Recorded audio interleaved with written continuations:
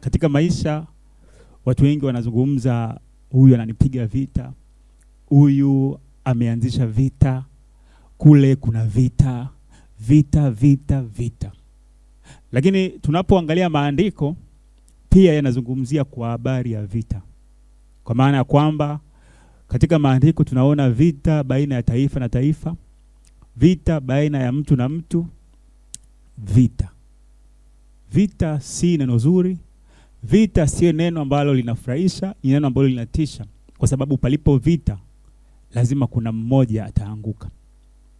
Na tukiangalia katika habari ya vita, tunaona maandiko yanamzungumzia Hezekia ambaye alikuwa ni mfalme. Tunaona kwamba katika kitabu cha Mambo ya Nyakati 32 kuanzia mstari wa 6 anasema, akaweka maakida wa vita juu ya watu, akawakusanya kwake uwandani penye lango la mji, akawafurahisha mioyo akisema, iweni hodari na wenye moyo mkuu, msiogope wala msifadhaike kwa sababu ya mfalme wa Ashuru, wala kwa majeshi yote walio pamoja naye, kwa maana yupo mkuu pamoja nasi kuliko aliye pamoja naye.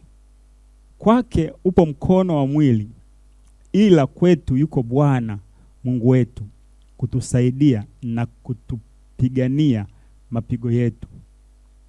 Na watu wakayategemea maneno ya Hezekia mfalme wa Yuda. Tunaona hapa Hezekia ambaye alikuwa ni mfalme wa Yuda anataka kuvamiwa na mfalme wa Ashuru, na anapopanga majemedari kwa ajili ya kukabiliana na ile hatari mbele yake, bado anawaambia kwamba si kwa sababu ya majeshi tulionayo, au kwa sababu ya vifaa tulivyonavyo, au kwa sababu ya uwezo tulionao, lakini kwa sababu yuko Mungu Bwana aliye upande wetu. Sasa tukiangalia habari hii, tunaona watu wakayategemea yale maneno ya Hezekia. Wakayategemea yale maneno ya Hezekia. Sasa labda niulize swali hili. Vita inapoinuka juu yako, ni maneno gani ambayo unayategemea katika hiyo hali? Na maneno ya Mungu yanazungumza kwamba vita si juu yetu, bali vita ni juu ya Bwana kwa wale walio katika yeye. Ikimaanisha kwamba katika situation yoyote ya maisha au katika hali yoyote ya maisha, tunatakiwa tumwangalie yeye na kumtegemea yeye. Si kwa vile vitu tulivyonavyo, uwezo, connection tulizonazo, au watu walio nyuma yetu, lakini Mungu aliye upande wetu. Anasema watu wakayategemea maneno ya Hezekia. Maneno ya Hezekia. Upinzani unapoibuka mbele yako, ni maneno gani ambayo unayategemea? Ni maneno gani ambayo unayategemea?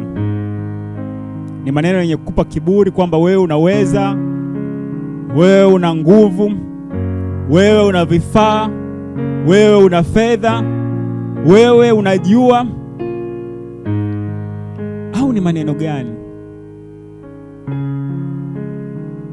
Ni maneno gani? Vita sio neno zuri, vita sio jambo zuri. Na hili ni swali la kujiuliza. Panapotokea vita, wewe uko upande gani? Unakuwa upande gani kati ya wawili wanaopigana? Lakini kama mwana wa Mungu, itasema kwamba siko upande wa wale wanaopigana, bali niko katika upande wa Bwana, katika shauri la Bwana, katika shauri la Bwana, katika nia ya Bwana, katika kusudi la Bwana. Haijalishi ni nani na nani pengine wanavutana, sitakuwa katika upande wa yeyote, bali katika shauri la Bwana. Sababu tukisoma maandiko pia tunaona Israeli aliyekuwa taifa la Mungu katika nyakati zake, kuna wakati walienda kupigana nje ya mapenzi yake na wakaanguka. Kwa hiyo nikisema labda kwa sababu ya taifa fulani au kwa sababu ya watu fulani au kwa sababu ya rafiki zangu nitawasupport katika kila ambacho wanakifanya, hapana, hapana. Nitakuwa katika shauri la Bwana, katika kusudi la Mungu juu ya mambo hayo, juu ya vita hivyo, kwa sababu vita sio jambo jema, sio jambo la kulishabikia kabisa, sio jambo la kulifurahia kabisa. Lakini yeye ainukae kinyume na shauri la Bwana, ainukae kinyume na shauri la Mungu, ainukae kinyume na mapenzi ya Mungu, hakika ataangushwa. Na Mungu huwatumia watu, Mungu huwatumia watu kujilipiza kisasi. Mungu huwatumia wenye mamlaka kujilipiza kisasi. Kwa hiyo mpendo, unanisikia, kwa habari ya vita ambavyo vinainuka juu yako, ambavyo unaona kabisa unawindwa na wale ambao umewaita ni watesi, wanakunyanyasa, wanakutesa, mwambie Mungu, wewe uliyesema vita ni vyako, tena ukasema kisasi ni juu yako, ninakuachia wewe. Alafu Mungu, kwa sababu ni hakimu wa haki, atakupa hekima, atakuinulia watu waweze kukutetea. Lakini pia usiache kufanya kile ambacho unapaswa kufanya hata katika nyakati ngumu. Tunaona Hezekia alipanga majemedari, lakini hakutegemea majemedari. Kwa hiyo fanya kile ambacho unapaswa kukifanya,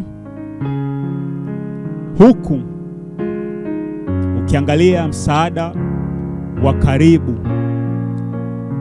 ndiye Mungu Baba yetu ambaye ametuokoa na sisi ni kondoo wake. Je, hebu jiulize,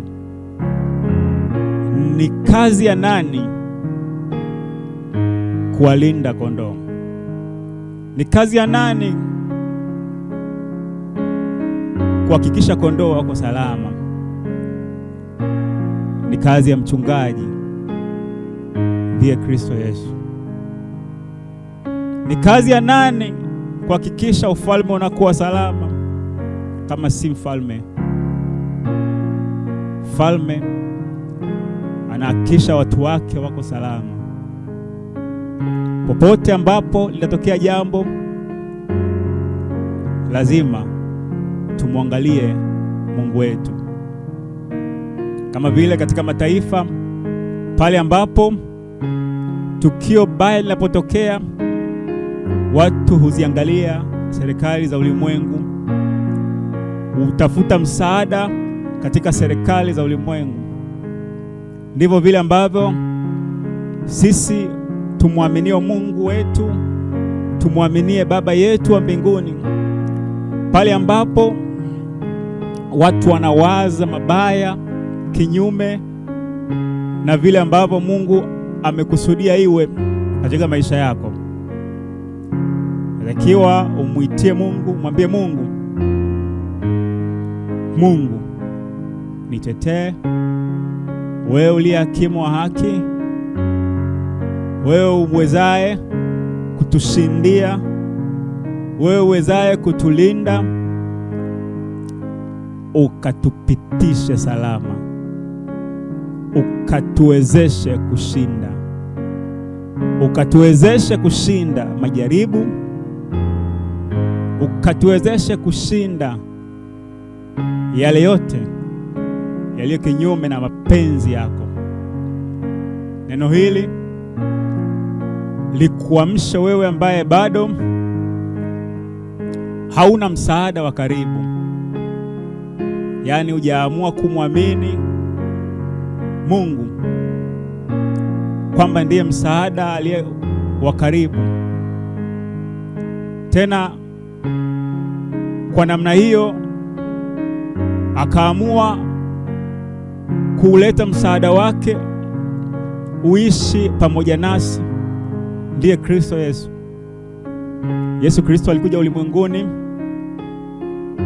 alikuja ili katika yeye tuweze kuwa na hekima yote, tuweze kuwa salama,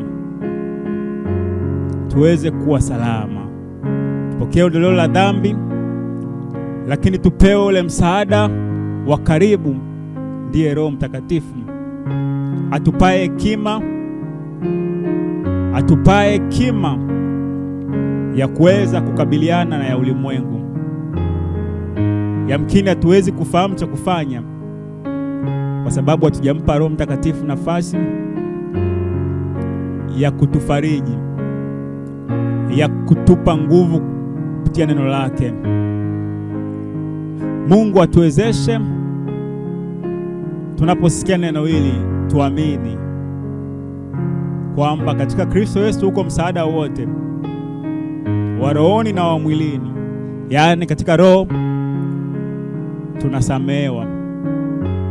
tunasamehewa kwa kuamini kwamba yeye amelipa gharama kwa mauti yake, kwa damu ambayo alinyunyiza msalabani,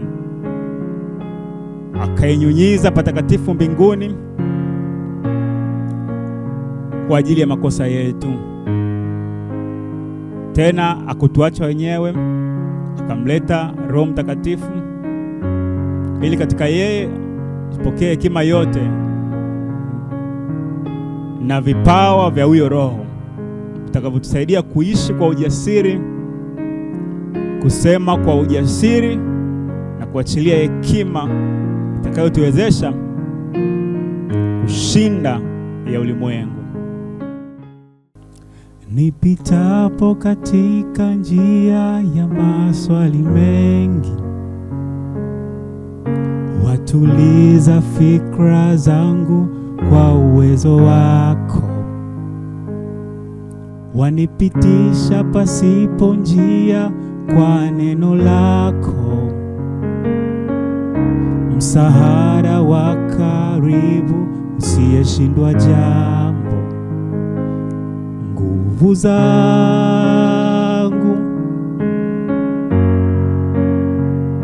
msaada wangu,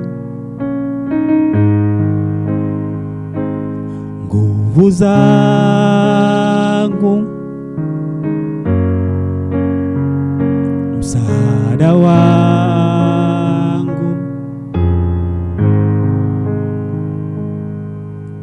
Wewe ndiwe uchunguzaye ya moyo wangu,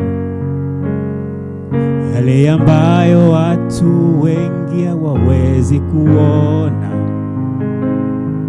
Wanipitisha pasipo njia kwa neno lako, msaada wa karibu usiyeshindwa jambo. Nguvu zangu, msaada wangu, Yesu. Nguvu zangu, msaada wangu, Yesu.